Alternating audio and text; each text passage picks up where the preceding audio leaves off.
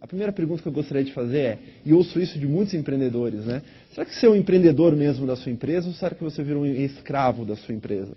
Né? Será que a empresa tomou conta da sua rotina de tal forma que você não consegue mais tirar férias, que você não consegue mais ter tempo para a família, que você é aquele cara que no começo da empresa todo mundo fala assim para a esposa, para a filha, para os amigos, não, eu preciso me dedicar na empresa porque ela precisa crescer, e aí quando ela crescer eu vou ter bastante dinheiro para me dedicar a vocês. Isso vai no primeiro ano, no segundo, no terceiro, 10 anos e o cara está falando a mesma coisa. Né? Ou seja, a empresa toma conta da vida do empreendedor. Isso é extremamente comum. É uma coisa que eu vejo muito discutindo e falando com empreendedores. A empresa literalmente roubou o seu tempo. E aí você virou o pior tipo de empreendedor, né? Aquele empreendedor que é o escravo do negócio, que não consegue tirar férias, que não consegue pedir para um chefe que precisa de alguns dias para descansar um pouquinho. Isso só afeta a sua saúde. Eu já fui assim. Eu acho que eu estou nessa questão de gestão de tempo hoje porque eu já fui um escravo do meu negócio e esse negócio matou a minha vida, literalmente quase me matou, e por isso eu tive que aprender como fluir com mais tempo na minha rotina. Segunda pergunta. Será que você está tendo resultados de forma consistente ou um estresse constante na sua empresa?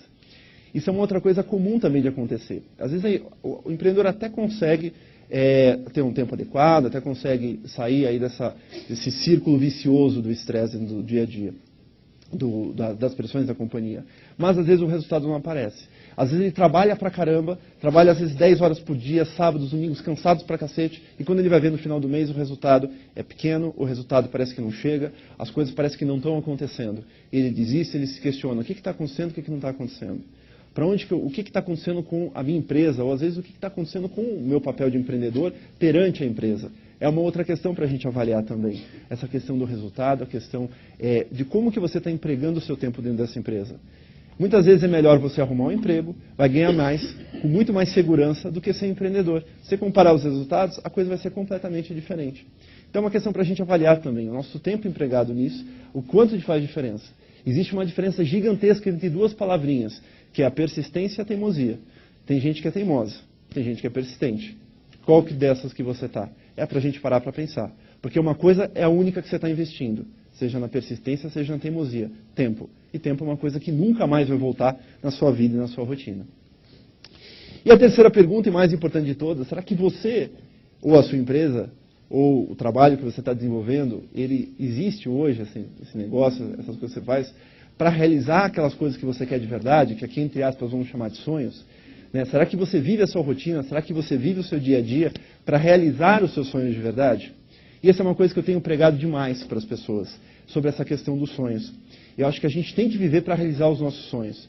Mais do que gerenciar o tempo, é dar sentido ao seu tempo. O gerenciamento do tempo, às vezes, é uma coisa que pode ficar em segundo plano, mas a gente dá sentido para as horas que a gente está usando hoje, e isso é que vai fazer a diferença lá na frente. Quando você tiver com seus 70, 80, 90 anos e se auto-questionar. Será que valeu a pena tudo que eu fiz? Se você hoje estiver usando bem e aplicando bem a qualidade do seu tempo, com certeza isso vai valer a pena. Se não, talvez não seja um resultado tão produtivo e pontual assim. E eu defendo essa questão dos sonhos, porque eu acho que se a minha vida deu certo foi por causa de um sonho que eu tive. Quando eu tinha 6 para 7 anos de idade. As pessoas me perguntam, todo mundo pergunta, por que você quis ser especialista em gestão de tempo? Né? É engraçado como essa pergunta surge, né? Eu posso ter certeza do seguinte, eu nunca cheguei para minha mãe e falei, mãe, eu quero ser especialista em gestão de tempo. Acho que não é uma coisa que um filho fala para uma mãe. Eu tenho duas coisas que... Eu nasci nerd, primeira coisa, dá para ver pela minha cara. Eu tenho muito orgulho de ser nerd, extremamente orgulho, porque quando eu era nerd lá na escola, todo mundo me zoava, que nerd, tal, não sei o quê. E hoje os nerds estão dominando o mundo, estão ficando ricos, estão pegando as gostosas. E os meus amigos que eram bombados, todos cheios de coisa, estão ficando viados, então... Então, fazer o quê, né? Então, nerd power aí, para os nerds, isso aí a gente vai mandar no mundo. Então, eu nasci nerd, e nasci um nerd totalmente desorganizado, desplanejado. As pessoas às vezes me veem, lêem os meus livros, vêem na TV e falam, pô, esse cara nasceu planejado, eu nunca vou ser assim. Muito pelo contrário, eu nasci completamente torto. Eu era o rei da urgência, não tinha planejamento para nada, não acreditava que podia me planejar e consegui mudar. Então esse é o primeiro milagre que aconteceu na minha vida.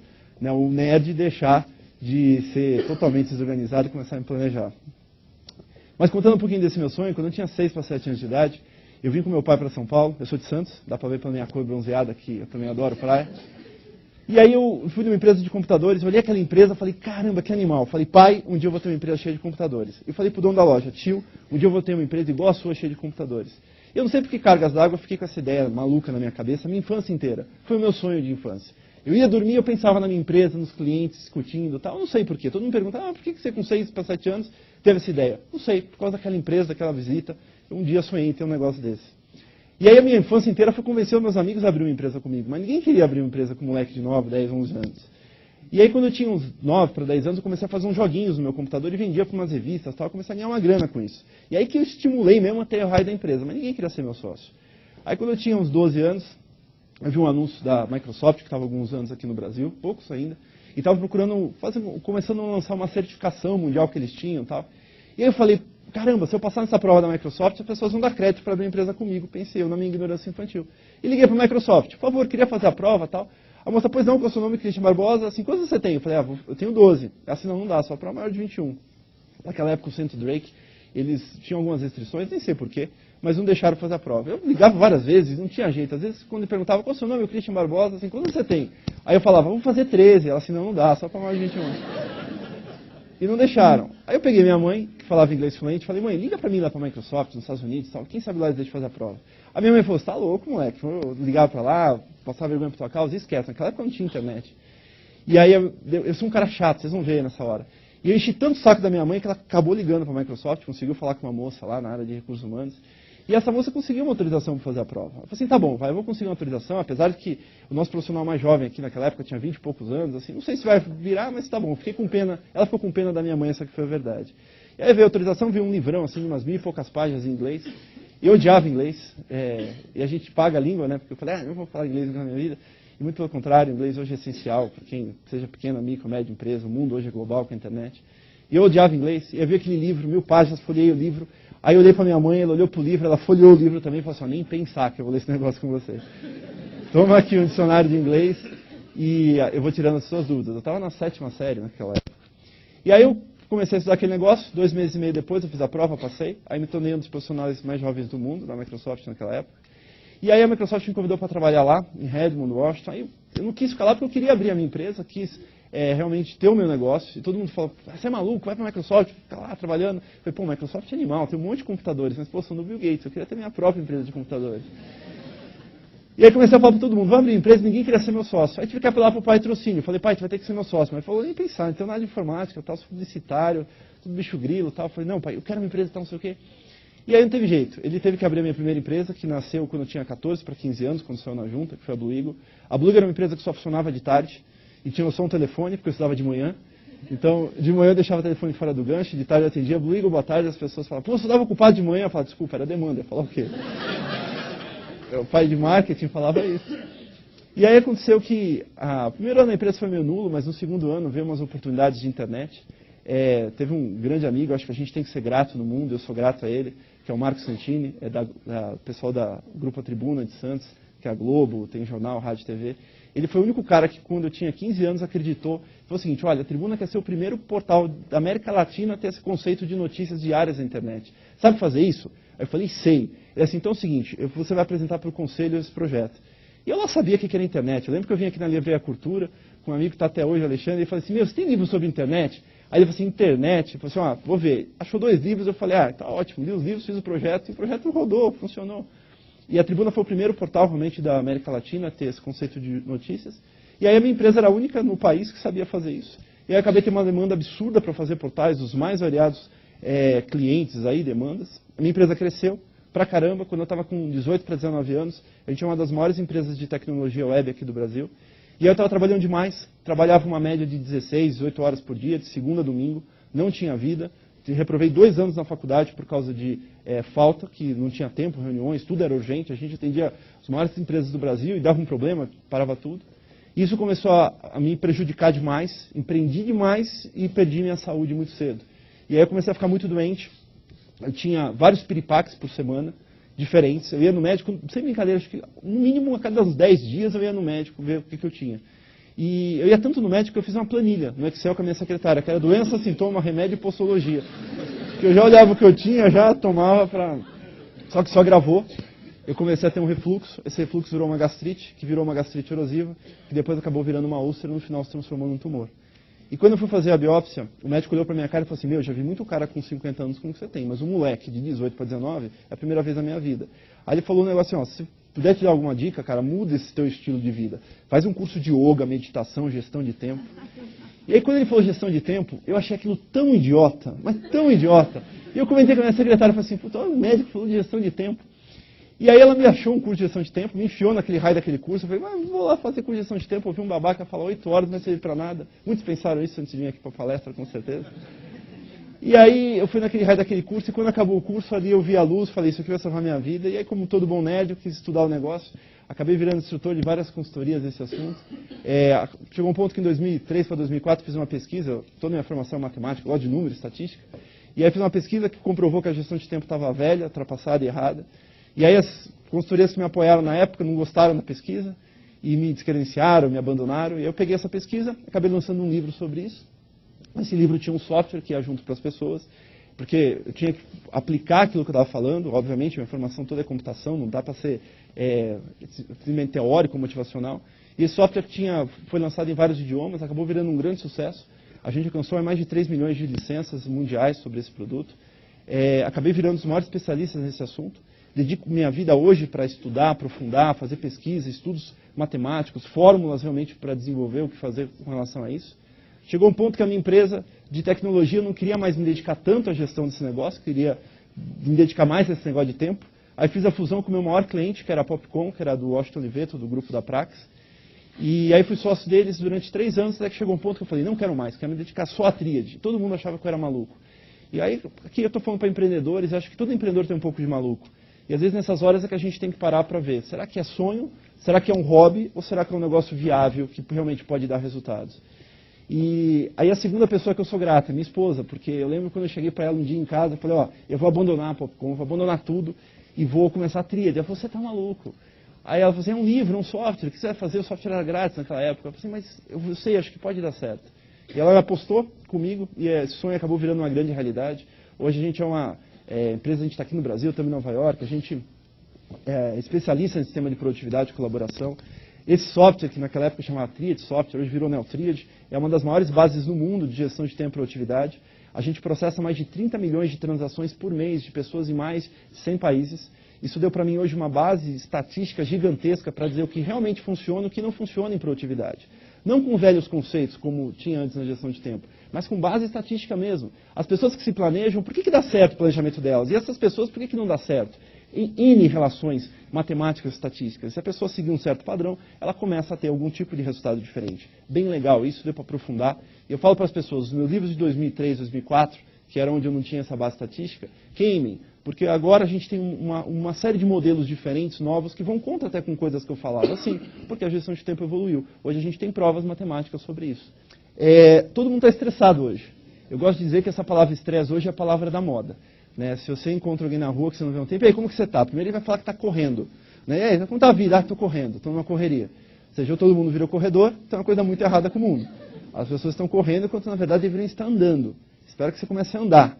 E se você falar, outra coisa que é muito comum também, as pessoas te encontram, e aí, como que você está? Estou correndo, estou super estressado. Estufa o peito para falar que está estressado. Hoje virou chique dizer que você está estressado. Olha que coisa louca. Né? Você pergunta para uma mulher, e aí, como que você está? Está estressado? Estou super estressado. E põe o cabelinho para trás. Pode reparar nisso. Porque o estresse virou moda, as pessoas associaram estresse com trabalho. E não precisa ser assim. A gente pode ter uma vida tranquila, a gente pode ter uma empresa tranquila, a gente pode ter vida. E não simplesmente estresse na nossa rotina.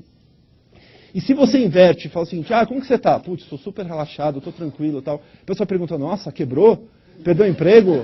Está de férias? Porque estresse e trabalho foram associados. E não deve ser assim, não precisa ser assim. Você pode mudar esse jogo. Olha só um empreendedor estressado. Olha o problema do empreendedor estressado. A equipe dele aí, tomando um café e tal.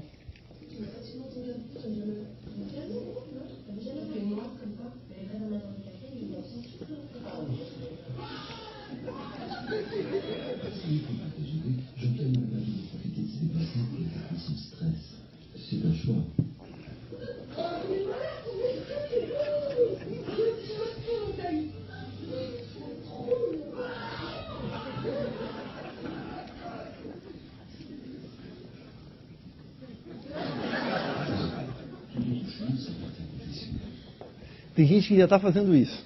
Às vezes no banheiro, mas dá vontade de fazer isso. Eu vejo muito empreendedor assim, extremamente estressado, extremamente difícil, às vezes infeliz até. A empresa, quando começa, é um grande namoro.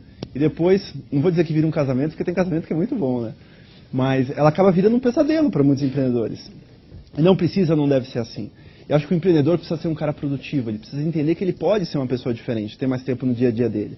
O que eu quero dizer com um cara que é um empreendedor produtivo? Primeiro, é um cara que ele vai focar no importante mais do que ninguém. É um cara que tem que ter uma clareza muito grande do que realmente é importante para ele, para a empresa, para fazer bons negócios e o que não é importante para ele. E eu vou discutir bastante esse tema aí de focar no importante. Ele é um cara que trabalha suficiente. Existe um mito de que o empreendedor é aquele cara que trabalha demais. Isso não é uma verdade. Não é mesmo uma verdade. O empreendedor é aquele cara que trabalha o suficiente para fazer a empresa ter um resultado. É claro que talvez no primeiro ano, no segundo ano da empresa, talvez ele tenha que dar um pouco mais de empenho. Talvez seja que perder alguns sábados, alguns domingos para isso. Mas é durante um período. Não pode ser a vida inteira. Ele tem que limitar esse tipo de ações. Eu trabalhava demais. Hoje eu trabalho 10 horas por dia. Dá para fazer um monte de coisa. Dá para gerenciar a equipe. Hoje eu tenho a Tríade, tem uma holding, tem algumas pequenas empresas embaixo dela de investimento. Dá para fazer tudo. E não preciso mais trabalhar sábado e domingo, me matar ou ficar estressado por isso. Você sabendo usar melhor o tempo, sabendo o que é importante e o que não é. Então trabalhar o suficiente não é para trabalhar demais, não é para se matar. É trabalhar o essencial para fazer o teu negócio dar certo. No meu último livro com o Serbásio, O Mais Tempo, Mais Dinheiro, a gente desenvolveu um conceito de 3 ciclos, uma tríade também. Ciclo da sobrevivência, que são aquelas pessoas que simplesmente se conformaram, estão num conformismo e sobrevivem. Um ciclo da prosperidade, que são aquelas pessoas que estão evoluindo. Você vê ela hoje, daqui a 2 anos ela está diferente, daqui a 2 anos está muito mais diferente, está sempre evoluindo para cima. E nós temos um ciclo que é o ciclo da frustração, que é aquele ciclo que realmente faz com que você vá para baixo. Cada vez mais você está pior. Não tenho tempo, sem tempo eu acabo não aproveitando oportunidades, fico sem mais dinheiro, acabo tendo problema de saúde, gasto dinheiro, fico sem tempo. É um ciclo, só vai descendo. Então o empreendedor ele entende o seguinte, eu tenho que focar num ciclo de prosperidade, isso é uma espiral. Começo hoje, começo com mais tempo, começo a aproveitar oportunidades, fazer cursos, conhecer pessoas, fazer mais negócios, criar parcerias, isso gera mais faturamento, quando você vê, você está sempre evoluindo. E aí não para. E o interessante é quando você entra nessa espiral, você sempre sobe. Dificilmente você cai de novo para a frustração e para a sobrevivência. Você pode ter pequenos degraus para baixo, uma hora ou outra, mas você está sempre numa direção crescente, e não numa direção decrescente negativa. Isso é uma coisa essencial. O empreendedor, ele tem que ter tempo para empreender e viver. Porque ele virou empreendedor, ele não pode esquecer que ele tem filhos, que ele tem esposa, que ele tem família, que ele tem a própria saúde e a própria vida. Então isso tem que ser essencial no equilíbrio do empreendedor, de aprender e lidar com essas questões. Saber que ele tem que dividir tempo para essas pessoas também, até para aproveitar os resultados que ele está tendo financeiros na empresa. Porque muita gente, eu ouço isso, tem um amigo que tem uma empresa que está indo bala, está indo super bem, e eu falo, cara, você está se matando, Caio. Ele fala assim, não, eu estou criando uma reserva financeira para daqui a 5, 10 anos eu aproveitar. Eu falo, cara, desse ritmo, daqui a 5, 10 anos tu está enterrado. Não tem jeito. Então, o que você quer? Né? O que a gente vai fazer com isso? Eu defendo que a gente tem que aproveitar o momento presente. Pô, tive resultado, comemore pequenas coisas com você, com a família. Isso ajuda você a ter mais energia. Isso é um conceito que eu achava que era errado. As pessoas falam assim, se você quer ter mais tempo, a primeira pessoa que você tem que dedicar é você mesmo. Coisas que você gosta, porque dedicando mais tempo para você, o que vai acontecer? Você vai ficar melhor, vai ter mais energia, mais pique, mais disposição, inclusive para dedicar a outras pessoas, para a sua própria empresa. Isso é um ciclo também positivo. Quando a gente está sem tempo, a primeira pessoa que a gente tira da nossa agenda, das nossas atribuições, quem é? Somos nós mesmos. A mulher que está sem tempo, eu aprendi muito num livro que eu escrevi para as mulheres, que eu paguei minha língua, eu não queria escrever esse livro, porque achei que não ia ser nada diferente. Mas realmente tem muita diferença de gestão de tempo para as mulheres. 1 ano pesquisando isso. E eu vi isso muito claro, principalmente nas mulheres. A mulher às vezes está sem tempo porque ela tem que atender a casa, a família, os filhos. Tudo cai nas mulheres hoje. Ela tem um nível de estresse maior do que nós homens. O que acontece? A primeira coisa que ela vai tirar da agenda é a unha, é o chá com as amigas, é ir no shopping, em função de outras urgências. Aí o que acontece? Ela fica mais estressada, fica mais nervosa e fica, por consequência, mais sem tempo. E as outras pessoas, elas acabam ficando também. Eu, quando ia fazer as entrevistas para esse livro das mulheres, eu ia para salão de beleza. Chegava na sexta-feira, por volta das 2, 3 da tarde, que é onde as mulheres já começavam a sair do escritório para fazer, e ficava entrevistando. Gente, o que eu aprendi nesse negócio? Acho que todo homem devia fazer um estágio de umas 2 semanas de salão de beleza. É fantástico. Aquilo lá chama terapia em grupo, não é salão de beleza. Se a tua mulher está estressada, vai para o salão, manda ela para o salão, fica lá 2, 3 horas. Volta outra. Aprendi muito. Uma coisa que eu aprendi é interessante, porque a nossa visão de homens, né? E pode parecer babaca para as mulheres que eu vou falar, mas para mim, homem foi uma descoberta do século. Né? As mulheres têm um problema, usam tempo naquele problema. Quando nós homens temos um problema, o que a gente faz? A gente vai lá e resolve o problema. A mulher tem um problema, ela não resolve o problema, ela quer discutir o problema. Ela quer falar com um amigo, com um cabeleireiro, com o cara que vai lavar o cabelo, e no final o problema está resolvido. A gente dá solução, ela fica irritada a gente dá solução. Conversa com ela sobre o problema, achei fantástico. Então, se a tua mulher está estressada, manda para o salão de beleza, você vê que volta a outra. E o empreendedor que tem resultados, que é um empreendedor produtivo, ele é um cara que entende o seguinte: eu tenho que parar de fazer certas coisas, eu não posso fazer tudo. Às vezes o empreendedor acha que ele é um super-herói e na empresa ele tem que tomar conta de tudo e não tem que tomar conta de tudo. O empreendedor tem que achar pessoas que ajudem ele a fazer essa empresa virar. Ele não precisa saber tudo sobre a empresa, não precisa saber de contabilidade, de direito, nada disso. Ache pessoas que façam isso por você.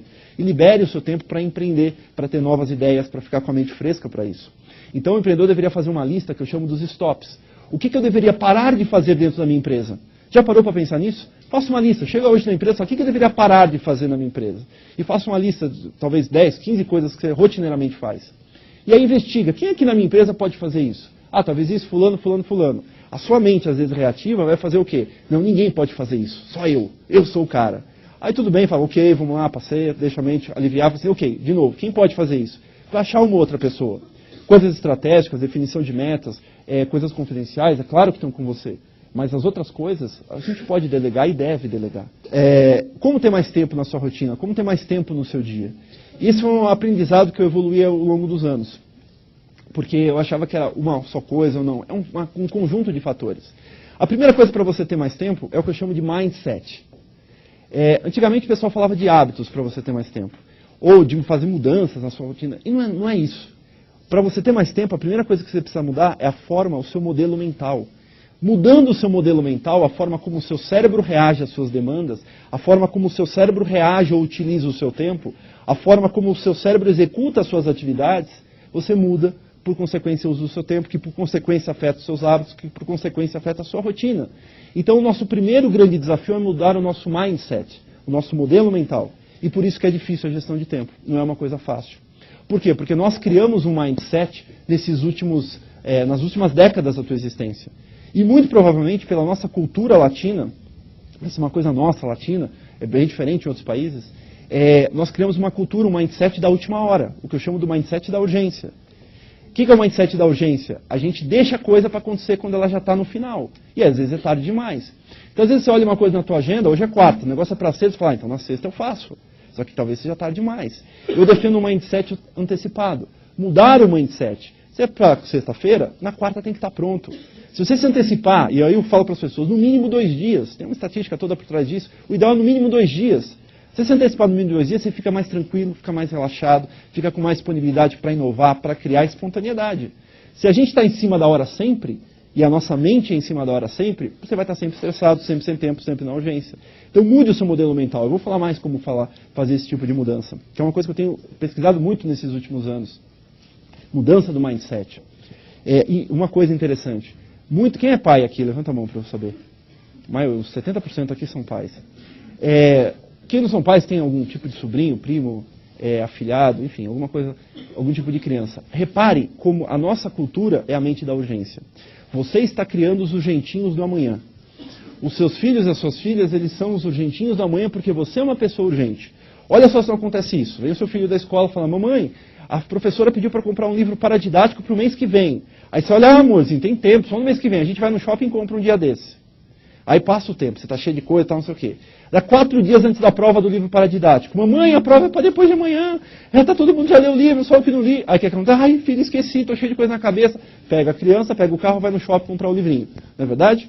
O que acontece? A sua filha, o seu filho, olha, nossa, meu pai, minha mãe, meus heróis, fazem tudo na última hora. Então vou fazer na última hora também. Vou estudar na última hora, vou tomar banho na última hora, vou fazer a mala na última hora. E o que a gente faz? A gente cria essa cultura do mindset da urgência dentro da nossa casa, sem a gente reparar. Porque a gente é o exemplo que os nossos filhos vão ser no amanhã. Então a gente fazendo isso, a gente está estimulando também esse mindset na urgência deles. É simples assim. Se você mudar o seu mindset, você muda com relação aos seus filhos, eles começam a se antecipar. Isso é que é gostoso de ver. Ah, a prova é para quarta-feira? Pô, hoje eu já tenho que estudar, hoje eu já tenho que saber a matéria. Legal, você está criando uma criança um pouco mais antecipada. E não estou falando de nada de questão de ser neurótico, não. Estamos falando de antecipação, não de neurose. Né? Vamos dar a prova para o mês que vem, está estudando? Não, não é isso. Relaxar, mas está mais tranquilo com relação às suas demandas. Começando a mudar o mindset, a gente precisa classificar e entender o nosso tempo. E aí eu vou trazer para vocês daqui a pouco o conceito da tríade. Como classificar o tempo de uma forma consistente. Depois tem que ter método. Você precisa de um método para gerenciar o seu tempo. E as pessoas não gostam da palavra método. Ah, método é chato, método me ingesta, o cara vai me obrigar a usar uma agenda. E nada disso. O método tem que ser espontâneo, flexível, precisa te ajudar a fazer você a ter alegria, felicidade na sua rotina, usar bem o seu tempo. Como eu digo, viver o seu tempo com sabedoria. E a sua vida só funciona porque você já é um conjunto de métodos. Você tem um método para dirigir, um método para trabalhar, um método para estudar. Já tem um método empírico também para gerenciar o seu tempo, que talvez não seja o método adequado. Então, o que a gente faz é mudar o seu método, que vai apoiar a classificação do tempo, que vai apoiar a mudança do mindset. Depois você precisa de ferramenta. Precisa de ferramenta. No começo eu achava que não precisava, mas hoje eu vejo que é essencial. Principalmente nessa era de trabalhadores de conhecimento que estamos, como o Drucker cunhou. Precisa ter uma ferramenta. Pode ser um simples caderno? Pode, claro que pode. Nós temos pessoas ainda tradicionais, que gostam de um caderno e uma caneta, sem problema nenhum. Mas pode ser um software também voltado para isso. Pode ser um Outlook, pode ser um iPad, pode ser o que for. iPad não. Tirando o iPad. Eu sou aquele cara, defendo a Microsoft pra caramba. Eu vestia a cueca da Microsoft, se deixasse. Então eu tenho a certeza que o Steve Jobs talvez seja o anticristo. Olha. Sei lá, o bicho está dominando o mundo aí, enfim. E o iPad está mudando o mundo, inclusive com a produtividade. Essa questão do iPad, esse lançamento do iPad, esse conceito iPad, entre aspas, aí, vai mudar pra caramba a forma como as pessoas utilizam o seu tempo. Inclusive a questão das agendas de papel, os planners, isso vai deixar de existir. Né? Você pega hoje adolescentes com seus... E-mail vai deixar de existir. Né? Graças a Deus, em 10 anos, no máximo o e-mail já acabou. Vários consórcios estão falando sobre isso. Eu tenho falado, insistido nisso. Então hoje, se você pegar uma criança com seus 12, 14 anos de idade, né? Eu tenho filhos, eu tenho 2 filhos, um de 11 e um de 5 anos. Esse é o segundo milagre da minha vida, porque eu era nerd, feio e deixei de ser virgem. Então, se eu conseguir, você também pode conseguir. Se você não está usando por falta de tempo, também há esperança para você. Aliás, saiu uma pesquisa fantástica, eu fui até na TV falar sobre isso. Universidade de Bristol, seríssima pesquisa. Quem aqui gostaria de diminuir em 50% a chance de ter um AVC ou de ter um infarto? Levanta a mão, por favor. Todo mundo, né? 50%, gente, a proporção é muito grande. E super simples de fazer isso. Você pode salvar a sua esposa, ou você pode salvar o seu marido. Se você tiver, 2 a 3 orgasmos por semana, olha que coisa sábia. Ou seja, se você tiver 2 a 3 orgasmos por semana, 50% a menos de chance de ter um AVC. Então, empreendedor, ajude a sua esposa a ter menos problemas de saúde. Dê mais orgasmos para ela. E se você não está com tempo para fazer isso, terceirize. Acha alguém que vai fazer isso para você. Dê logo, não tem problema. Mas salve a vida de uma pobre mortal. E por último, a gente precisa de persistência. O que a gente sabe hoje em gestão de tempo, antigamente o pessoal falava assim, precisa de 21 dias para criar ou mudar o hábito. E na verdade, em gestão de tempo, os 21 dias é quando o pessoal costuma desistir. O pessoal desiste da segunda para a terceira semana a manutenção do hábito. Quando que a manutenção desse modelo mental, né, por causa daquela questão antiga do hábito? Quando a gente está falando de um novo mindset, quando é que começa a dar resultado? Começa a dar resultado da quinta para a sexta semana. Da sexta para a sétima é que a coisa começa a dar resultado no dia a dia. Ou seja, não é do dia para a noite. Só que as pessoas estão o quê? Imediatistas. A gente quer resultado agora. Eu vou na palestra agora, à tarde eu já vou ter mais 3 horas a mais. E não dá. O dia de 30 horas não tem como fazer. Né? Tem cliente de banco aí que consegue. Tem banco de 30 horas aí que o Washington criou, mas não dá para fazer isso. Então a gente precisa ter persistência, manutenção. Por isso que eu falo que não é acreditar, experimentar, praticar de forma consistente. Bem, vamos falar sobre alguns desses assuntos. Primeiro, sobre a classificação do tempo. Primeiro, vamos entender que o tempo é uma tríade. A antiga gestão do tempo falava que o tempo era uma matriz, importante e urgente, importante e não urgente. Eu sempre usei esses conceitos nos cursos que eu dava. Mas isso é um grande engano. Primeiro porque o número 3 é a coisa mais relacionada ao tempo que existe. Nós temos 3 ponteiros no relógio, não são à toa, 3 períodos temporais, passado, presente e futuro, manhã, tarde e noite. Graças ao número 3 que vocês conseguem ver horas e datas dentro de computadores, em banco de dados. Enfim, tem N relações físicas, matemáticas do 3 com o tempo. Então, se o tempo é uma tríade, nós temos 3 esferas nessa tríade. 3 esferas que não se misturam uma com a outra. A primeira, obviamente, é a esfera do importante. O que é importante, então? Importante é um antigo ritual que os gregos usavam. Tem várias definições históricas sobre isso. Mas que significava ter tempo com coisas que traziam um resultado. Então, importantes, a gente usar o sentido original da palavra, são coisas que para você vão trazer sempre um resultado, são coisas que você tem tempo para fazer, são coisas que te dão prazer na execução, são coisas que você sabe que vão ajudar a sua empresa, você, a sua vida, a evoluir na direção das suas metas. Ponto. Isso é importante. Tem tempo, tem resultados e é uma coisa que te agrega valor, é uma coisa que você gosta. Quando você fala de tempo com relação a uma equipe, é uma equipe que vai estar focada, uma equipe que tem mais tempo no importante. É uma equipe que tem resultados, que está trazendo resultados no nosso dia a dia. E urgente, que é obviamente a segunda esfera. Urgente vem do latim, de uma palavrinha chamada urgis, que na tradução literal para o inglês significava mandatório, necessário, imediato de ser feito. Ou seja, no urgente o tempo acabou, o tempo está esgotado, o tempo está limitado. A pressão para você fazer aquilo naquele momento, ou vai te trazer um grande problema. O urgente traz resultados? Sim, às vezes traz, mas nem sempre traz resultados, às vezes só traz estresse junto com ele. Ou seja, pela própria definição das palavras, uma atividade nunca poderia ter sido classificada como importante e urgente simultaneamente. Ou ela é importante, tem tempo, está tranquilo, você vai trazer resultados, ou ela é urgente. Está na pressão, está estressado, tem que fazer naquele momento. O importante você pode esperar 1 hora, 2 horas, 1 semana, 1 mês para fazer isso. O urgente tem que fazer naquele momento. Tem pressão, tem estresse, tem gente te cobrando. Quando você separa essas duas esferas, você tem uma clareza muito maior de como efetivamente você e sua equipe estão utilizando o seu tempo.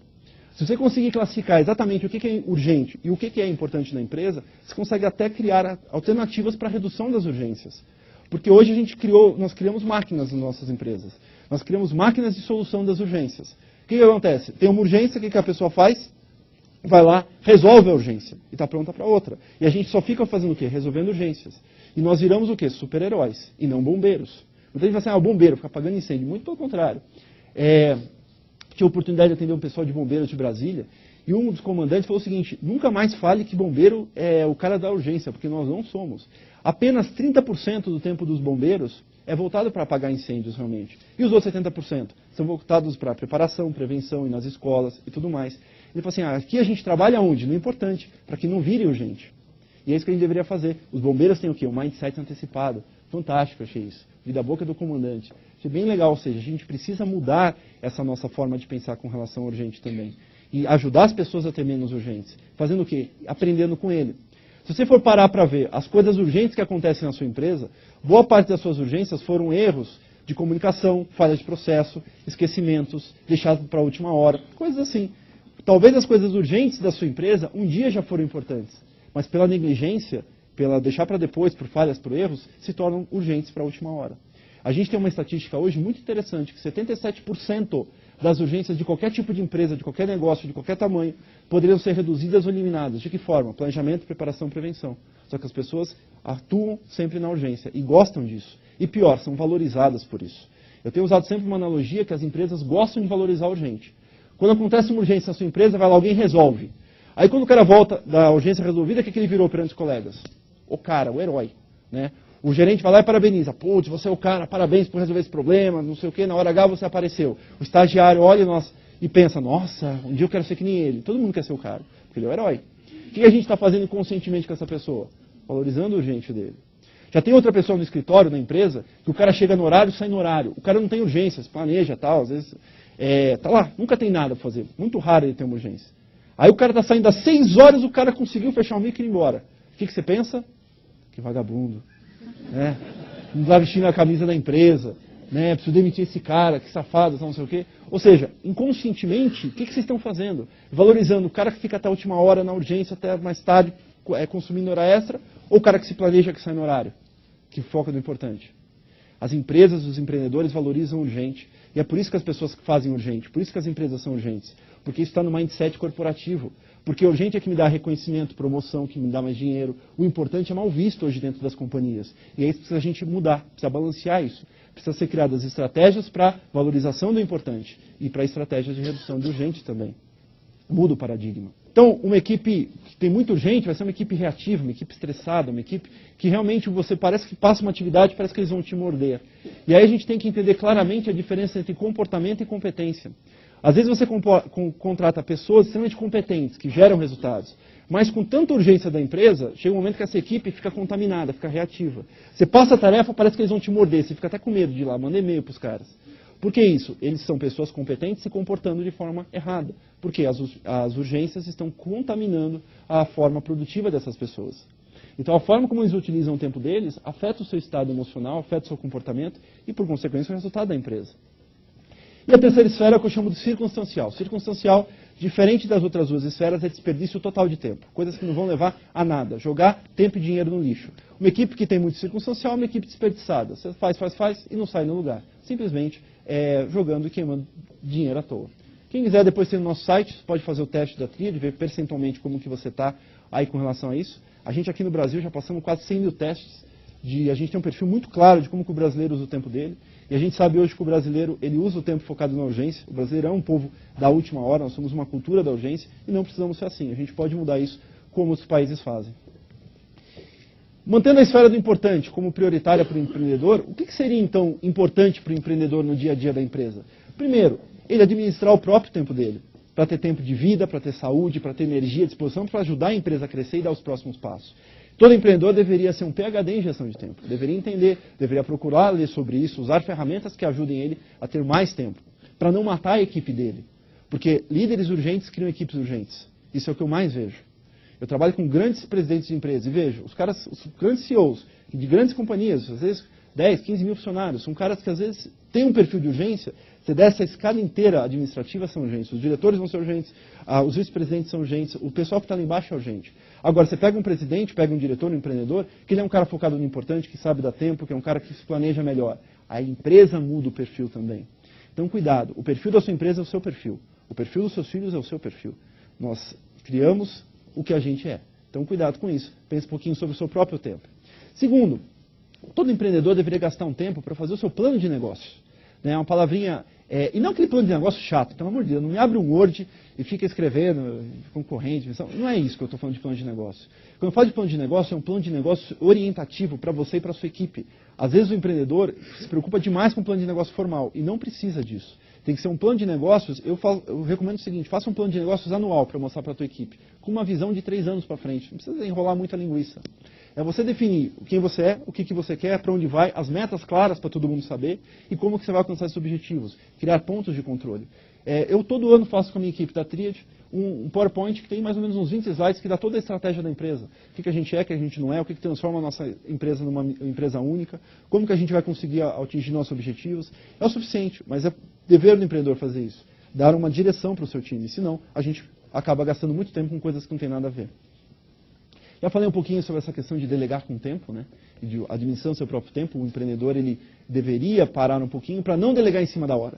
Eu vejo muitas pessoas que gostam da última hora, de pegar e falar assim, isso aqui eu vou segurar a minha equipe, porque eu vou dar para eles quando estiver perto de acontecer, porque aí eu dou mais adrenalina nos caras. Não é isso, não precisa fazer isso. Quanta gente faz isso? Delegue com o tempo. Pessoal, estou te passando uma tarefa que para daqui a uma semana. Os caras vão olhar e falar, nossa, o que está acontecendo?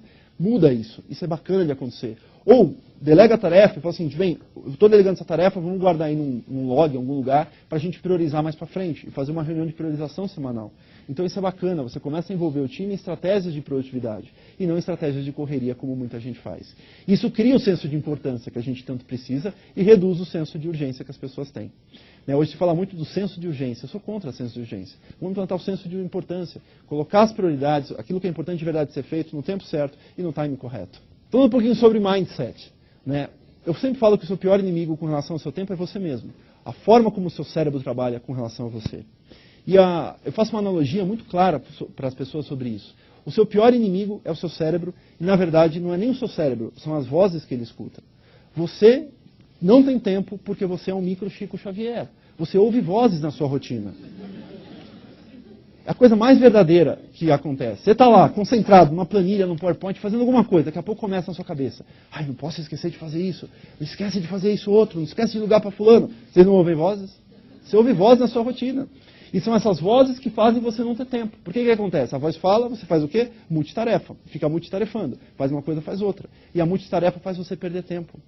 Existem mais de 30 institutos que eu poderia citar aqui para vocês, faculdades americanas, do MIT, a Universidade de Mary, várias universidades, estudos científicos que comprovaram nenhum ser humano, nem a geração Y, que é metida a dizer que é multitarefa, eu sou Y, não somos multitarefas, nem a geração Y é multitarefa. Todos somos seres humanos monotarefas. Geração Z, outros 500. Crianças que nasceram a partir de 2000. Essas crianças, existem estudos em andamento não conclusivos que estão dizendo, esse pessoalzinho aí, muito provavelmente eles vão conseguir realmente existe uma mudança até cerebral em estudo que está acontecendo com essas crianças que está permitindo fazer várias coisas simultâneas. Mas nós, de Y para baixo, nós não somos multitarefa, somos monotarefa. O que as pesquisas indicam? A média desses institutos todos. Quando você multitarefa, você perde de 20% a 30% a mais de tempo do que se você não multitarefasse. Eu quero dizer com isso, se você trabalha 10 horas alternando entre tarefas, você monotarefando, você levaria 8 horas para fazer a mesma coisa. Simplesmente assim, sem diferença nenhuma na sua rotina. Então você ouve essas vozes que fazem você fazer multitarefa. E a gente não é. As mulheres estão me olhando torto agora. Ai, mas eu sou mulher, eu sou multitarefa. Esse invejoso. Não é assim. Até o seguinte, biologicamente, a mulher ela consegue fazer duas coisas simultaneamente. A mulher consegue estar viva e estar grávida. Né? Não tem problema nenhum. A mulher consegue dirigir um carro, falar no celular, comer biscoito, passar batom e o carro anda para frente, mas está andando. Impressionante. Agora, nós homens não, gente. O homem é mono, tarefa total. Né? A realidade masculina, vamos abrir aqui para a mulherada. Está no banheiro, está no mictório lá concentrado. Aí chega um amigo. E aí, tudo bem? Tudo, beleza? Como é que vai? Aí volta. O homem não consegue falar e fazer xixi. Ou ele fala xixi ou ele fala. Não dá, nós somos mono, tarefa. E aí as mulheres não entendem isso. Ela chega em casa, faz isso, faz isso. Não dá, gente. Mulheres, peguem leve com a gente é mono. Não tem como. Aí a mulher, olha só, o homem está lá, na hora H, concentrado, ajudando a mulher a ter menos AVC. Aí está lá, concentradíssimo, já está difícil a concentração. Aí vem a mulher e fala, ai amor, faz um favor para mim, fala umas besteirinhas para ver se eu consigo. Não rola. Ou ele faz, ele fala besteira. Tem como? As duas coisas não dá. Só uns nerds super poderosos aí que conseguem, mas não é todo mundo assim não. Ou seja, nós somos monotarefas, não tenta multitarefar no teu dia. Então o que você faz para tirar as vozes da cabeça? Faz duas coisas, ou vai no psiquiatra, ele te dá 2 tarjinhas pretas por dia, você não vai mais ouvir vozes. Você vai ver gnomo no meio da empresa, mas vozes você não vai mais ver. Ou você faz o que eu chamo de sessão de descarrego, que é o quê? Tirar as vozes da sua mente, retreinando o seu cérebro a descarregar essas demandas em alguma ferramenta. E é por isso que demora 6 a 7 semanas, porque o seu cérebro foi treinado por você durante décadas a ficar te lembrando. Então você faz por lembretes. E a memória não foi feita para executar atividades. A memória foi feita para um monte de outras coisas. Para você estudar, para você criar, para você inovar. A não ser que você seja um campeão de memória, como meu amigo Renato Alves, você, tirando o Renato Alves, que é o maior campeão de memória aqui do Brasil, você não pode usar a sua memória para administrar o seu tempo. Você tem que confiar na ferramenta, no seu caderno, na sua agenda, no software online. Senão o seu cérebro te lembra, você multitarefa e você perde o controle da sua agenda e das suas atividades. Mesma coisa com o seu time. Eles guardam na cabeça o que você falou, não fazem, você lembra aquele negócio, virou urgente para você, virou urgente para ele, vira aquele caos na empresa. Então é tudo por questão das vozes. As vozes dominam as empresas, os países e tudo mais. Então a gente tem que aprender a controlar essas vozes. De que forma? Criando um mindset. Quando a voz surgir, fala, peraí, voz, eu vou fazer o seguinte, vou escrever você, vou anotar na minha agenda, no meu caderno, e aí eu te priorizo numa sequência do que eu vou fazer, do que eu não vou fazer. E aí você dá uma prioridade para isso dentro do seu dia. Até você pode parar para atender uma urgência iminente que a voz te trouxe de alguma coisa. Tudo bem, desde que você termine a urgência que chegou e depois retome a sua outra atividade. Mas você já começa a disciplinar o seu cérebro a fazer isso. E quando você vai ver, daqui a 6, 7 semanas, o seu cérebro está repensando as coisas. Ele está mudando a forma como ele atua com relação às demandas. E o mais interessante, você não vai mais ouvir vozes. Talvez te dê saudade das vozes. Aí você liga para o CVV e está tudo resolvido. Mas tirando isso, você fica mais tranquilo, a mente mais plana, a mente mais criativa para você criar. Bem, falei um pouquinho de mindset, falei um pouquinho de classificação do tempo, vamos falar de método, né? Eu defendo o método Triad, que nasceu naquela pesquisa que eu falei para vocês. A gente na Triad constantemente estamos fazendo essa pesquisa anualmente para ver o que a gente tem de novo em termos de gestão de tempo. Porque um dia eu vi que a gestão de tempo estava errada, ultrapassada, e eu jurei para mim mesmo que nunca mais ia deixar isso acontecer. Então eu mudo sim, às vezes existem conceitos ou métodos matemáticos que a gente altera em função de novidades do que as pessoas estão fazendo, ou de culturas diferentes que trazem bons ensinamentos para a gente. Então legal esse conceito de estatística. No método Triad, a gente tem 5 áreas para ajudar uma pessoa, uma empresa, uma equipe a ter mais tempo. Quando eu comecei, isso era usado só para a pessoa. Hoje, milhares de empresas usam isso para gerenciar as suas equipes, gerenciar as suas turmas. É muito interessante a forma como você pode aplicar o mesmo método, seja para a equipe, seja para uma organização, seja apenas para nível pessoal. A primeira fase desse método é o que eu chamo de identidade, ou descobrir aquilo que é realmente importante para você. Se você não tem clareza do que é importante, com certeza você vai gastar seu tempo à toa. E quando eu falo de definir o que é importante, no caso do empreendedor, significa definir o que são as prioridades de verdade do time. Significa definir de verdade qual é a estratégia do time, para onde que ele vai esse time. O que transforma a sua empresa numa empresa única. Porque hoje o mercado está muito similar. Você pegar os concorrentes, são muito parecidos um com o outro. E aí, às vezes, o preço é uma diferenciação que às vezes já não vale mais tanto a pena. Então, o cliente tem que pensar o seguinte, por que eu compro naquela empresa? O que faz aquela empresa ser única para mim, que faz eu voltar lá a todo momento e não ir em outra empresa? Isso faz a diferença. E isso é uma coisa que o empreendedor precisa parar para pensar. De que forma é que eu posso transformar a minha empresa em uma empresa única, que vai fazer a diferença completa com relação a outros mercados. Isso significa o que é importante. Isso alinha toda a estratégia do grupo. Isso alinha até as prioridades. Por exemplo, a gente definiu que na tríade, o que transforma a nossa empresa numa empresa única, com relação a qualquer concorrente que tenha gestão de tempo, gestão de projetos, é que nós ajudamos efetivamente as empresas e pessoas a utilizarem melhor o seu tempo em função de todas as demandas que eles têm. Então, quando a gente vai desenvolver um software, vai desenvolver uma solução, um produto, a gente não vai desenvolver um software com uma característica de software como tem um project ou qualquer outra coisa. A gente vai desenvolver uma característica que ajude a pessoa na sua execução a ter mais tempo. Ponto. Então, o cara que pegar um produto nosso vai ter a certeza do seguinte, pô, eles estão pensando alguma forma que vai me ajudar a ser mais produtivo lá na ponta. Acabou. É diferente de um posicionamento de uma empresa que gerencia projetos, por exemplo, que simplesmente está focada na questão do projeto. A gente está focado em você fazer efetivamente o tempo no projeto. Empresa única, o que muda a sua empresa? A partir do momento que eu tenho clareza do que é importante, e aí sim a gente pode definir metas e objetivos. Eu defendo que a gestão de tempo tem o dever, e mais do que o dever, a obrigação de ajudar a sua equipe e você a atingir objetivos. Nós somos seres humanos e estamos sempre em busca de algo. Alguma coisa que você quer realizar, um objetivo financeiro, espiritual, emocional. A empresa tem suas metas. E metas é uma ciência hoje. As empresas erram demais no planejamento e na execução de suas metas, porque elas não sabem definir boas metas. Existe aí uma lacuna gigantesca entre uma meta bem feita e uma meta bem executada. E as pessoas não sabem fazer isso. As empresas não sabem fazer isso, em qualquer tipo e porte de empresa. Então a gente tem que parar para entender o que eu quero de verdade e como que eu faço esse que eu quero acontecer. E isso a partir depois que eu tenho uma identidade mais clara. Porque na vida pessoal, tem muita gente que define um monte de metas. Fazer isso, fazer aquilo outro. Aí começa muitas coisas e não termina nada. Por que isso acontece? Porque não há clareza do que é realmente importante. Então, se a identidade não está clara, eu não consigo fazer boas metas e fazer com que elas fluam. Então, eu defino o que eu quero de verdade, para aí sim mapear os meus objetivos. E tem toda uma estratégia de ciência por isso. A partir do momento que eu sei o que eu quero, sei para onde vou, eu preciso me planejar. E aí tem estratégias, ferramentas de planejamento que ajudam você a colocar essas duas coisas no teu dia a dia, na tua rotina, na tua semana, na tua agenda, no dia de hoje para ser priorizado, não planejado, como eu vou falar mais na frente. A quarta fase do método é a fase de organização. E no começo, quando eu falei sobre isso em 2002, 2003, estava começando a falar sobre organização e gestão de tempo, o pessoal criticava. Ah, você está misturando duas searas que não tem nada a ver. Organização e gestão de conhecimento é uma área que não tem nada a ver com gestão de tempo e produtividade. Mas muito pelo contrário. Hoje é impossível você ter mais tempo se você não tiver o seu ambiente organizado.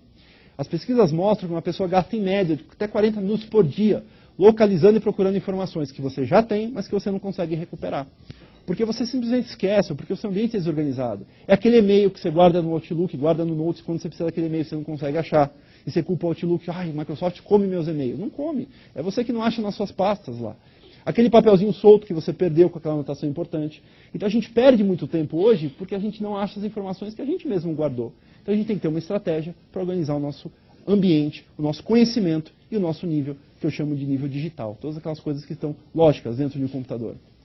E a última fase é a execução, é o dia a dia, é a convergência a todas as outras fases. Saber priorizar, saber dizer não, saber delegar, saber como lidar com coisas que não estavam previstas, saber como criar uma estratégia eficiente de priorização dentro do meu time. E aí vamos discutir alguns desses pontos. Primeiro, sobre prioridades de identidade. Hoje, a verdade nas empresas, seja pequena, média, grande empresa, é que as pessoas e o seu time executam as prioridades a partir do quê? De gritos. Isso está errado. O que é grito? Tem dois clientes importantes na sua empresa, o mesmo nível de faturamento, tudo igual.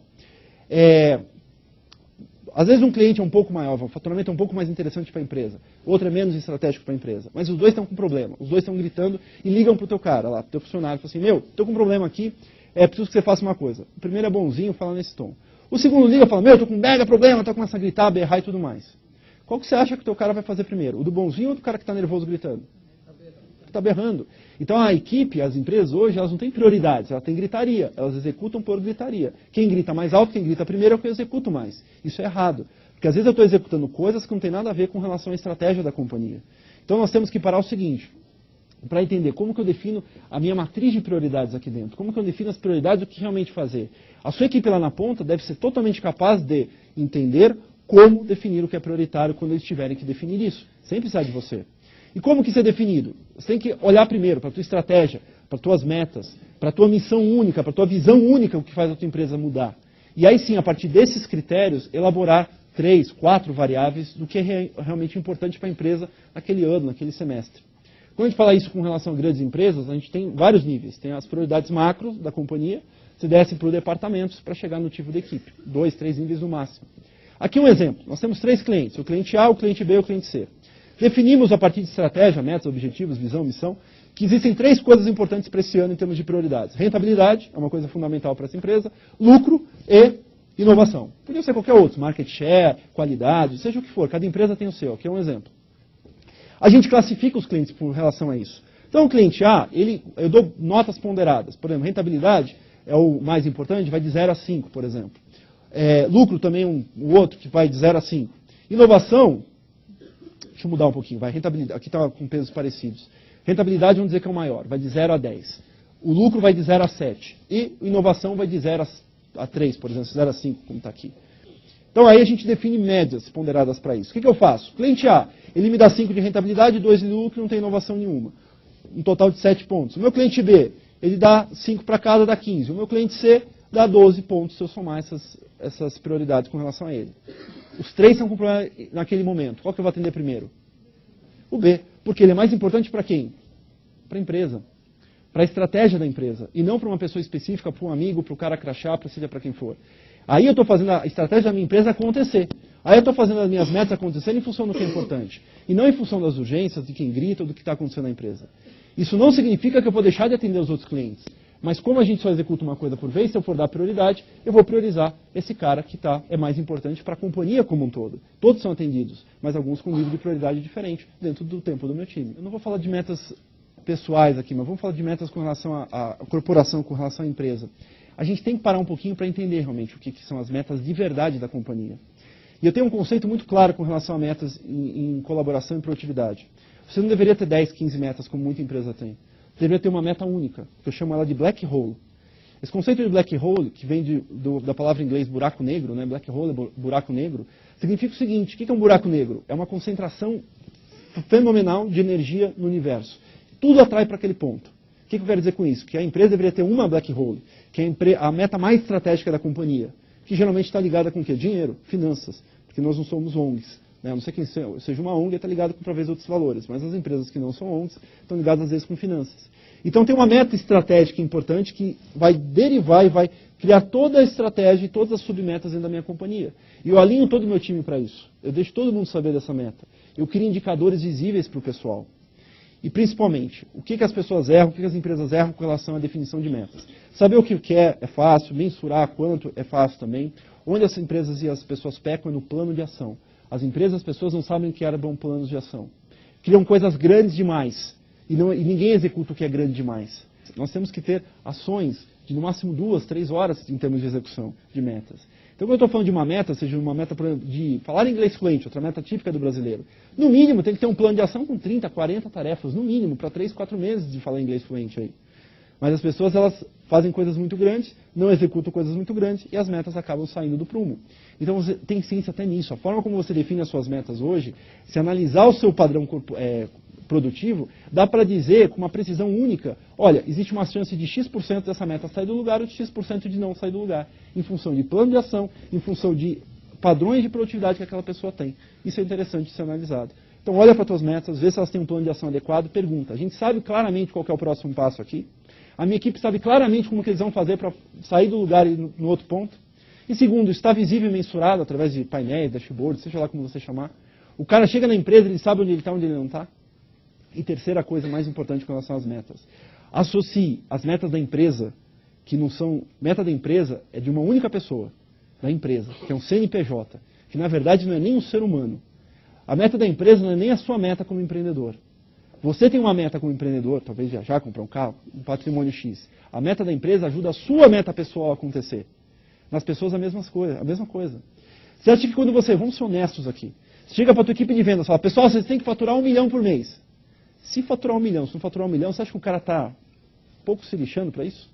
Claro que não, porque essa meta é da empresa. Se acontecer, se não acontecer, o máximo que pode acontecer, ele perdeu o emprego, consegue outro emprego, o mercado está aquecido, não vai ter tantos problemas. Né? Ou seja, o que a gente tem que fazer? Associar a meta do cara, da vida dele, com a meta da empresa. Meu, o que você quer? Você quer comprar uma casa? Você quer viajar? Você quer pagar uma dívida? Você quer fazer o quê? com o dinheiro que você vai ganhar aqui na empresa? Ah, eu quero viajar para Las Vegas. Beleza. Seguinte, a nossa meta esse ano é de tanto. Se você bater a meta, você vai conseguir tanto. Dá para viajar para Las Vegas? Dá para viajar para Las Vegas. Quando eu falo com a minha equipe com relação à meta, o que eu vou falar pro cara? Meu, e aí, como é que tá a viagem para Las Vegas? O que eu fiz? Eu associei uma coisa importante para ele, pessoal, que tem significado, que tem relevância, que o cara vai se dedicar com uma coisa que vai ajudar a atingir a meta da empresa. Estou colocando as duas coisas juntas, mas estou dando um sentido para ele. Estou transformando em importante para o cara. E não uma coisa circunstancial que o cara executa só no dia a dia. Então, meta tem que ter sentido. Meta da empresa, principalmente. Que senão as pessoas fazem por obrigação, vira urgente ou vira circunstancial para ele. Planejamento. Planejamento, falei um pouquinho de identidade, falei um pouquinho de metas. No planejamento, essas duas coisas começam a se unir. Então, eu falei que a gente tem que ter ferramenta. Para planejar, precisa ter uma ferramenta. Escolha uma. E uma ferramenta única para fazer o quê? Centralizar suas vozes. Essas vozes, na verdade, são o quê? Tarefas. Porque os compromissos, as reuniões, que tem horário marcado, você lida bem com eles. Mas as tarefas é que você esquece. As tarefas é que são as vozes. As tarefas é que você não faz. Então, coloque essas pequenas atividades, essas pequenas tarefas dentro de uma ferramenta única. Que pode ser um software, pode ser... Quando a gente fala hoje única, eu sempre falava de conceito de única distribuída. Que é o que a gente tem hoje, uma realidade. Em 2004 não tinha isso. Mas você pode estar na internet, pode sincronizar isso para o Outlook, e quando você tiver móvel, você está com isso no seu celular. Então você tem uma forma única, tudo está integrado com as suas demandas, mas de forma centralizada, porque tudo se sincroniza. Então esse é o mundo ideal e é o mundo que a gente vai estar vendo aqui na frente. Hoje ainda não é mais novidade, mas já é uma coisa nova. O pessoal faz isso, legal. Daqui a 5 anos isso vai ser o padrão. Quem não fizer isso está simplesmente fora. Né? Vai ser como a gente tem o e-mail hoje. Como que você distribui e sincroniza suas demandas? E aí a gente escreve esses negócios, escreve, não deixa na cabeça. E aí você prioriza essas atividades. Aquela coisa que o pessoal fala, vamos planejar o dia. Arrisque planejar o dia da sua mente. Você não planeja o dia. Planejar o dia é tarde demais. Isso é muito velho falar isso, planejar o dia. O que você faz com o dia é priorizar. Planejar o dia é tarde demais. Você não consegue mais prever as urgências, você já não consegue mais evitar as coisas que você deveria ou não estar fazendo. Então, planejar é futuro. Quanto futuro? No mínimo 3 dias para frente é eficiente. Então, se hoje é segunda, você vai planejar a terça, a quarta e a quinta no mínimo. Se conseguir, já planeja a semana inteira, mas às vezes a semana as pessoas têm mais dificuldade. Então, planeja no mínimo 3 dias. E assim vai. E outra, nenhum planejamento tem que ser 100% planejado. Todo planejamento que é 100% planejado, com certeza, em 100% dos casos vai dar errado. Nós temos que ter flexibilidade. O que é flexibilidade? Se você trabalha 10 horas, por exemplo, eu recomendo que no começo você planeje 4, 5 horas no máximo. E quando eu falo de 4, 5 horas, é outro conceito importante. No modelo tríade, toda tarefa que você colocar tem que ter uma duração. 15 minutos, meia hora, 1 hora. Porque esse é o único indicador viável e verdadeiro para saber se você realmente tem um dia que vai dar ou que não vai dar. Aquela listona de tarefas que o pessoal faz e fala assim, amanhã eu tenho que fazer tudo isso, será que vai dar? É achismo, você não tem como saber. Mas quando você começa a dar um tempo para essas atividades, e quando você começa a treinar o seu cérebro para isso, o mindset começa a ser afetado também.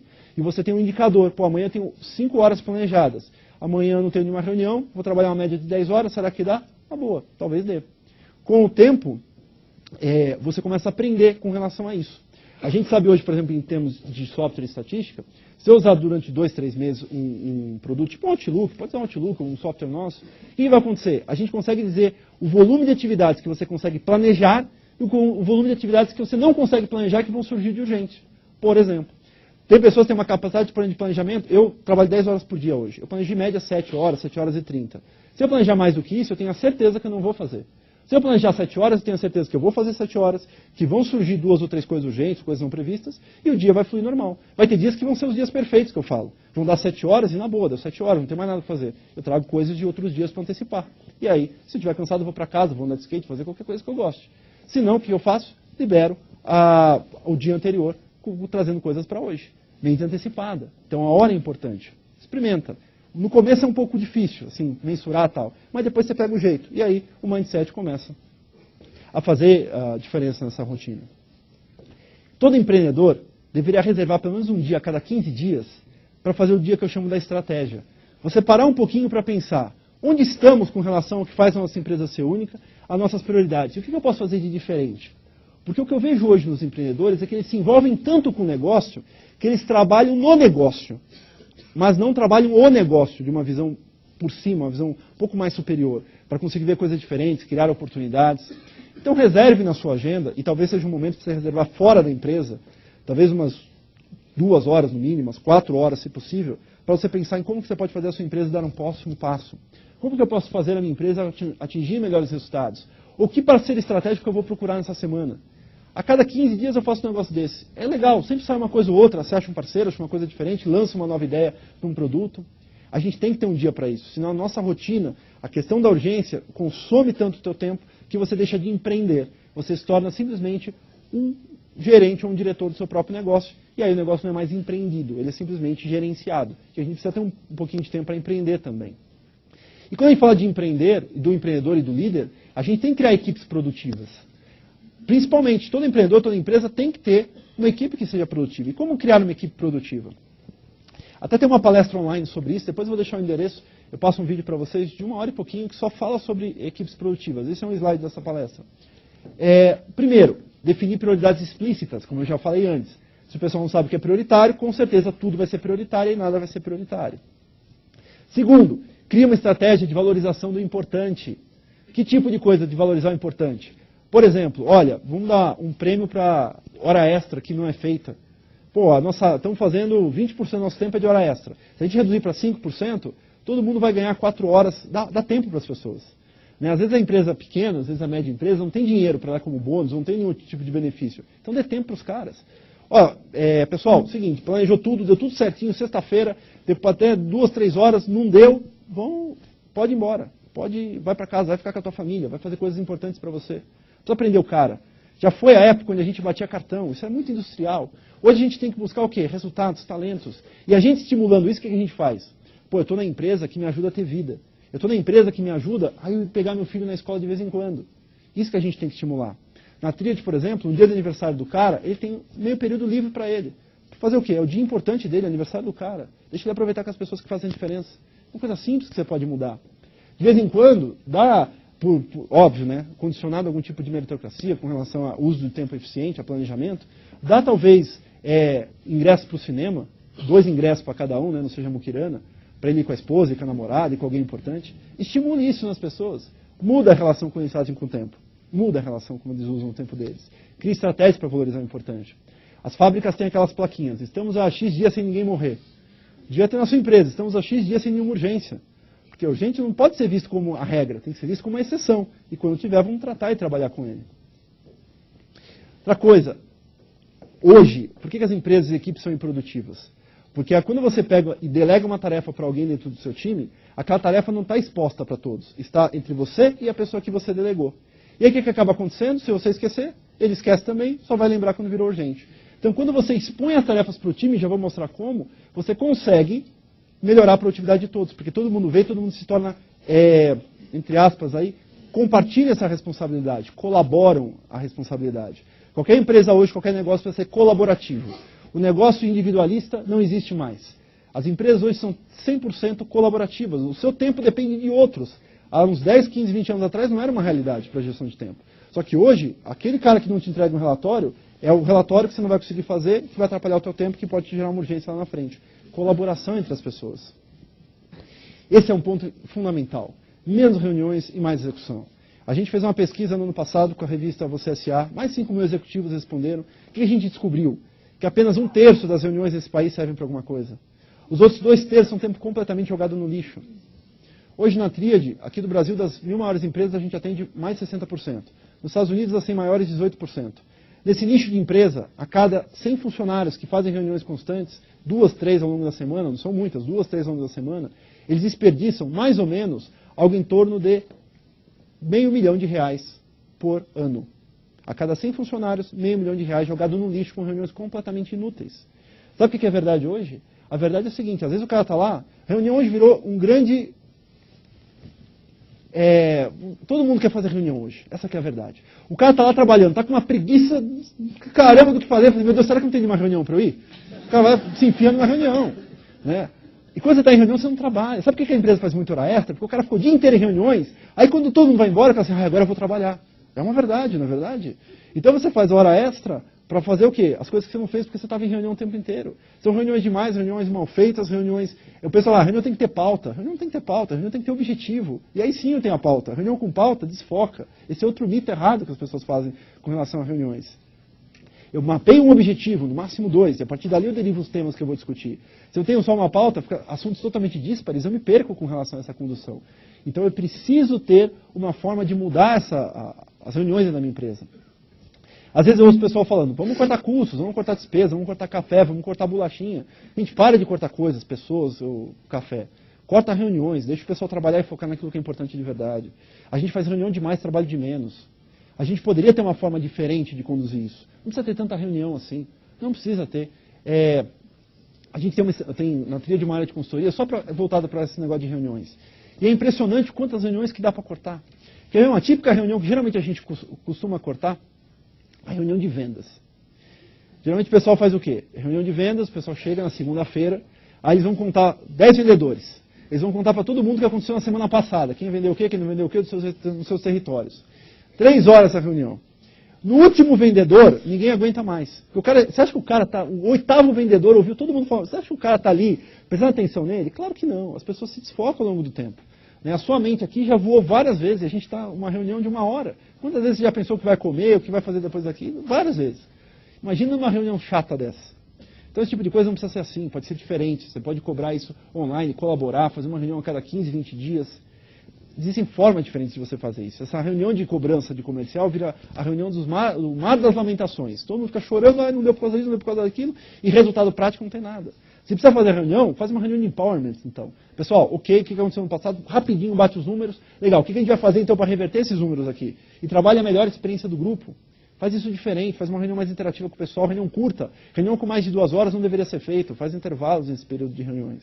Ou seja, a gente faz reuniões erradas também. Então a sua empresa deveria fazer uma dieta de reuniões. E não ter tanta reunião como a gente faz no nosso dia a dia. Outra coisa, o pessoal tem uma mania de fazer reunião na segunda-feira. Reunião na segunda-feira. Pior dia, estatisticamente, da semana para fazer uma reunião é uma segunda-feira. Uma segunda-feira mal planejada, em 78% dos casos, estraga a semana inteira se você não recuperar na terça. Ou seja, qual que é o melhor dia para fazer reunião? Na sexta, que o pessoal hoje acha que é o pior dia. Por quê? Porque sexta-feira você alinha para a semana que vai entrar. O pessoal já chega na semana que vai entrar já rasgando para fazer as coisas. E não parando para pensar o que vai fazer, porque aí você transforma o ritmo produtivo só para terça. Um dos dias mais improdutivos das pessoas é a segunda-feira. Por que é segunda-feira? Porque tem muita reunião, porque eles colocam coisa demais, porque tem coisa muito urgente. Então muda esse paradigma. Transforma a sexta, que é um dia um pouco mais light, para fazer reunião de planejamento com o time. E aí sim você alinha essas outras coisas para deixar mais livre a segunda e a terça-feira. Só mudando isso. É um paradigma. Muita gente fala, não dá. É claro que tem negócios e negócios. Para o negócio imobiliário, às vezes, eles trabalham sábado e domingo para plantão e tudo mais. Então aí não tem como. Eles têm que fazer a reunião mesmo de segunda-feira, porque para alinhar o que foi no final de semana. Mas a maioria dos negócios dá para cortar esse tipo de coisa. E, principalmente, você tem que gerenciar equipes e não tarefas. Tem muito diretor, tem muito empreendedor, tem muito gerente que fica pegando a coisinha pequenininha, sabe? Você fez a tarefinha hoje que eu te passei? Você não tem que saber de tarefas, tem que gerenciar as macro coisas. Deixa a equipe se microgerenciar e você macrogerencia. Pessoal, é o seguinte, eu preciso desse relatório entregue na sexta-feira, daqui a 10 dias. Tudo bem? O que vocês vão fazer é isso, isso. Beleza? Beleza. O que você faz? Tem 10 dias para fazer. No 7º dia, você faz um follow-up. Pessoal, relatório daqui a 3 dias, tudo bem, tudo tranquilo. Você não precisa se preocupar se o cara vai fazer na segunda, na terça, na quarta, na quinta, na sexta. Isso aí as tias faziam na escola. Não faça isso com a sua equipe. Deixa eles se planejar, eles se priorizarem em função do que é importante com relação a eles. Tendo a responsabilidade da entrega no prazo. Cuide das entregas e não das microtarefinhas. Muda a relação também com relação ao tempo em cima disso. E aí eu falei planejamento. E aí existe uma forma de você planejar com a sua equipe para fazer o quê? Reduzir o volume de urgências e para você alinhar as prioridades do que vai surgir na próxima semana. Essa reunião deveria ser feita toda sexta-feira, por volta das 2, 3 da tarde, com relação a quê? O que vai acontecer para a próxima semana. Essa reunião eu brinco que é uma reunião nostradâmicas. É aquela reunião que você vai parar para prever o que pode ou o que não pode acontecer de errado, de urgente na semana que vem. E tomar medidas de ação com relação a isso. Essa reunião ela não pode demorar mais de 20 a 30 minutos para um grupo de até 10 pessoas. Se você demorar mais do que 20 a 30 minutos para essa reunião com um grupo de até 10 pessoas, você está fazendo a reunião errada. Essa é uma reunião de planejamento em equipe. Não é uma reunião de fazerjamento em equipe. Porque o pessoal gosta de fazer já. O cara está lá no meio da reunião, o que ele faz? Aconteceu isso aqui no cliente. Peraí, vamos ver. Começa a fazer. Não é isso. Nós estamos planejando e evitando que as urgências aconteçam. Então a gente tem que lidar com isso. E não é simplesmente planejar isso, e não fazer nesse momento. Como fazer essa reunião? Junta a equipe. Você vai pegar 2 pilares. O primeiro pilar é o que eu chamo do urgente. Você vai perguntar ao pessoal, o que a gente tem na próxima semana que pode se transformar numa urgência? Você está numa sexta, olha a semana inteira. O que você tem na próxima semana que pode se transformar numa urgência?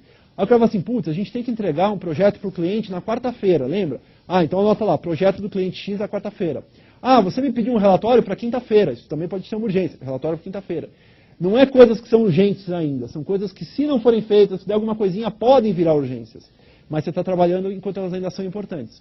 Só mapeia, não discuta, mapeia o que pode ser urgente. Depois que você vai perguntar ao pessoal, o que vocês têm de tarefas interdependentes, que vocês colaboram um com o outro? Então o cara fala assim, putz, o João tem que me entregar o relatório para eu fazer a planilha da quinta-feira. Então anota lá, João entregar o relatório na terça-feira, por exemplo. Mapeia o que cada um tem que entregar para cada um, inclusive interdepartamentos, ou entre equipes, ou até de fornecedores. Só mapear. E aí o que você vai fazer? Mapeou as 2 colunas, depois você faz a pergunta do plano de ação. Pessoal, ok, o que a gente vai fazer para tornar isso importante? Aí pega a urgência.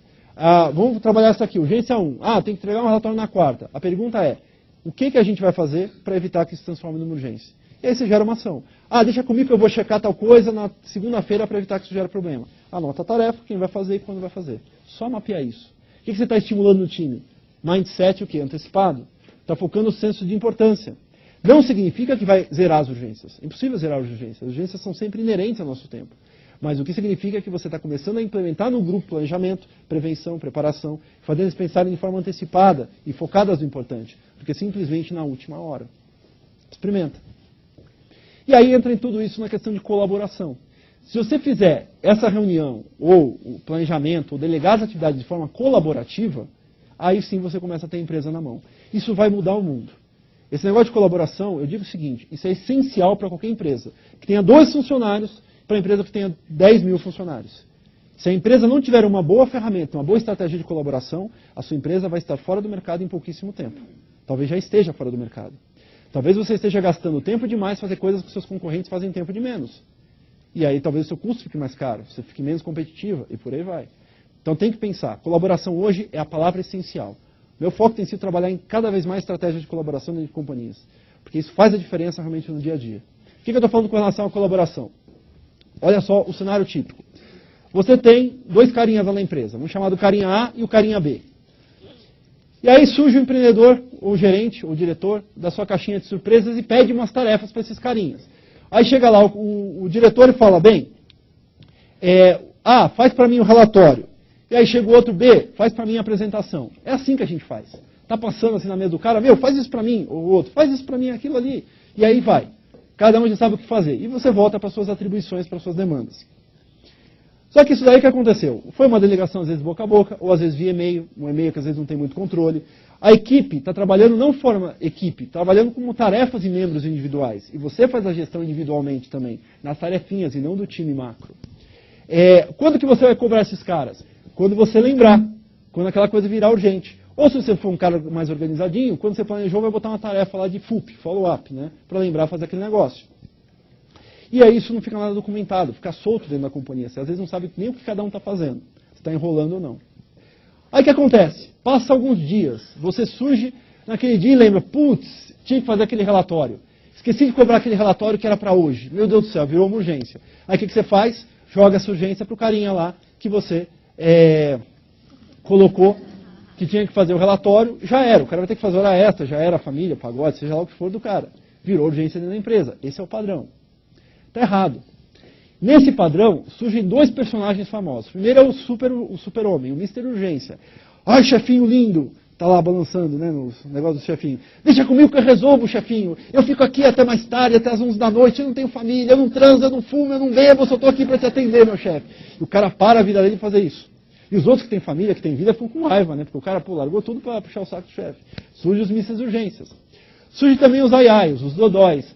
Ai, hoje eu não posso ficar, que eu tenho não sei o quê, que eu tenho que ver meu tio. Ai, me deu uma cãibra, chefe, não dá para digitar, deu ler. Fiquei torto. Enfim, surgem as desculpas, né, com relação a isso. Obviamente, no ambiente de urgência, a gente tem esses personagens. Mas não precisa ser assim. Você deveria estimular o time a usar uma ferramenta de colaboração. A usar uma que vamos chamar de uma caixinha mágica. Porque eu vou falar do conceito. Depois vou dar até 2 ferramentas que vocês podem usar para isso. O que essa caixinha mágica deveria fazer? Primeiro, ter um lugar para organizar as suas tarefas. O que é organizar suas tarefas? Umas demandas para o que cada um tem que fazer, o que cada um, quando cada um vai entregar cada coisa. Quando você delegar, você delega pela caixinha mágica essas atividades. Ficam registradas, ficam documentadas, tem o prazo. Se atrasar, todo mundo vai ver. Você compartilha conhecimento também. Às vezes eu estou trabalhando uma tarefa que outro cara lá em outro escritório, em outra unidade, em outro lugar, também vai trabalhar naquilo. Ele vê que eu estou fazendo aquele negócio, às vezes interage, já economiza tempo do outro cara também. Eu tenho um lugar único, centralizado das minhas demandas. Eu quero dizer com isso, é um lugar que eu passo lá o olho, eu vejo o que cada um está fazendo, o que está atrasado, o que não está atrasado, não preciso ficar me preocupando em procurar e-mail, achar coisa, não, está centralizado as minhas demandas todas.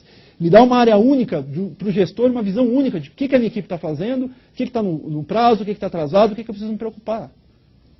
E, principalmente, essa caixinha mágica deveria ajudar cada pessoa a se planejar o seu tempo, em função de todas essas demandas de projetos e metas que eles têm.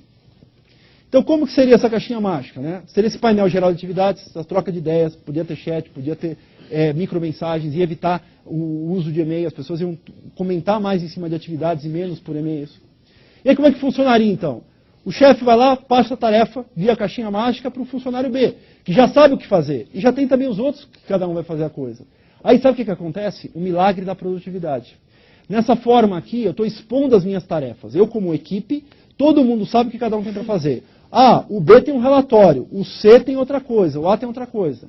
Aí eu sou o A. Quando eu entro na equipe do A, eu vejo o que o B está fazendo também. Porque ele pode me ajudar, eu posso ajudar ele e tal. Eu colaboro entre as pessoas. Aí o que acontece? Eu sou o C. Eu estou totalmente atrasado. Né? Quando as tarefas não ficam concluídas, fica geralmente vermelho. Aí o C olha e fala, pô, todo mundo está no azul, todo mundo está tranquilo, nada está atrasado, o meu está todo vermelho. O que acontece com o C? Fala, pô, eu não posso ficar assim. Preciso melhorar, o que está errado comigo? Ele começa inconscientemente a fazer o quê? A criar motivos para ele, por si próprio, melhorar a sua produtividade. Senão está exposta. Meu chefe vai ver. E o ser humano é competitivo, não só com os outros, mas com ele próprio. Por que os outros conseguem ou não? E aí a produtividade aumenta de forma colaborativa, sem você meter muito a mão. Porque os caras começam, pô, tal, não sei o quê, inconscientemente isso acontece. Isso é legal. É a colaboração em funcionamento.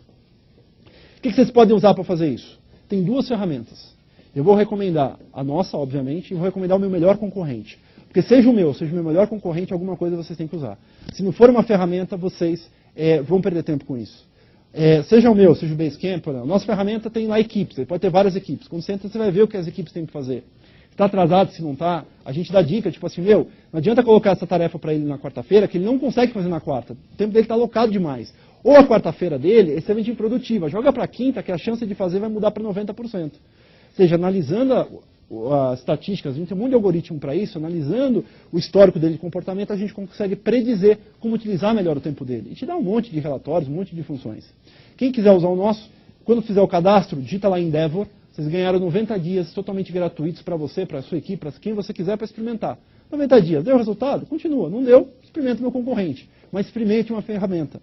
Se vocês utilizarem uma ferramenta, vocês vão ter uma melhoria da produtividade de vocês. Centralizam, colaborem em função disso. Seja o meu, seja o de outro. Qualquer um deles. Nós, quem quiser, use o cupom Endeavor que vocês vão ganhar nos 90 dias. Se não, canaltriade.com. Se não, os Basecamp, que é o meu melhor concorrente. Adoro que eles são o meu melhor concorrente, porque a gente fica toda hora brigando por clientes. Eles são americanos, a gente está lá também, então a gente briga por clientes lá. Então é bem legal que eles ajudam a gente a melhorar cada dia. Porque o mais importante, na verdade, e resumindo essa palestra toda, na verdade, às vezes não é a empresa, carro, dinheiro, tudo isso. A coisa mais importante é o que você tem lá em casa. Ou a coisa que está do seu lado e que às vezes você não valoriza. Quando a gente fala de tempo, você tem que entender que a coisa mais importante do seu tempo é o seu tempo para os relacionamentos. E que às vezes a gente deixa de lado. Porque a gente está tão na correria, tão na pressa, que a gente esquece de dizer um te amo, um obrigado, um desculpa, um perdão. E se a gente chega em casa, fala para a esposa, para os amigos, para os filhos, deixa lá, pô, obrigado, tal, precisa existir, isso é importante para mim, o que acaba acontecendo? As pessoas acham estranho. Nossa, você está com mau pressentimento? Está aprontando, seu safado? Porque as pessoas não estão acostumadas com isso. A gente só dá valor quando a gente perde. Essa que é a verdade. Eu digo para vocês, não precisa perder sua vida, sua saúde, sua família para dar valor àquilo que a gente tem. Porque tempo é a única coisa que não vai voltar no seu dia a dia. Dinheiro volta, saúde volta, até sogra volta. Mas tempo nunca mais vai voltar na tua vida. Tem um vídeo fantástico de empreendedores, de uma consultoria americana. Eu achei muito bacana. Vou mostrar para vocês.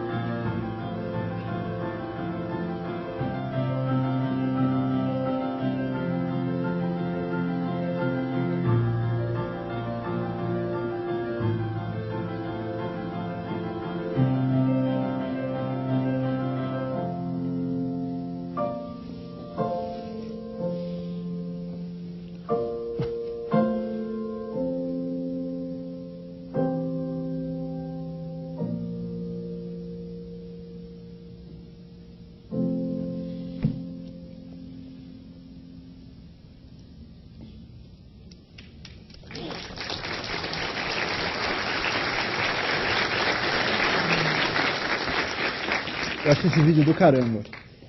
Empreendedores mudam o mundo. Não é fácil ser empreendedor hoje em dia, em um país como o Brasil.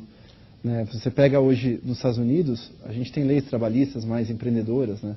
Aqui no Brasil a gente tem leis trabalhistas que às vezes não ajudam o empreendedor nem o próprio funcionário a crescer, o país a crescer. Nós somos verdadeiros gladiadores aqui, como empreendedores. E graças a isso a gente muda o mundo. A gente cria fortalezas, a gente cria estratégias, cria diferenças para fazer a mudança acontecer. Eu comecei o dia fazendo 2 perguntas para vocês e termino com 2 perguntas novamente. Opa! A primeira é, hoje faltam 192 dias para 2011. Quando você vai tomar vergonha na cara e começar a fazer uma coisa realmente de importante para você? Quando você vai parar de procrastinar, de dizer que amanhã eu faço, de que amanhã eu me organizo, que amanhã eu vou ter mais tempo, e vai começar a efetivamente colocar alguma forma de ter mais tempo na sua rotina, de talvez usar uma ferramenta, de talvez ler um e-book, ler um livro, de fazer alguma coisa diferente por você.